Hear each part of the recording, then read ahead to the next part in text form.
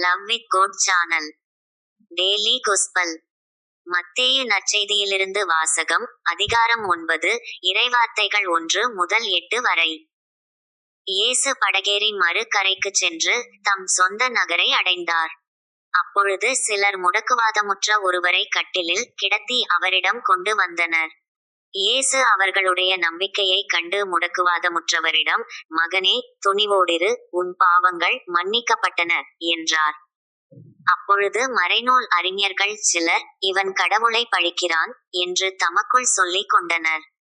அவர்களுடைய சிந்தனைகளை இயேசு அறிந்து அவர்களை நோக்கி, உங்கள் உள்ளங்களில் நீங்கள் தீயன சிந்திப்பதேன்?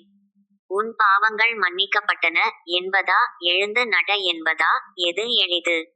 மண்ணுலகில் பாவங்களை மன்னிக்க மானிட மகனுக்கு அதிகாரம் உண்டு என்பதை நீங்கள் அறிந்து கொள்ள வேண்டும் என்றார். பின்பு அவர் முடக்குவாதமுற்றவரை நோக்கி, நீ எழுந்து உன்னுடைய கட்டிலை தூக்கிக் கொண்டு வீட்டுக்குப் போ என்றார்.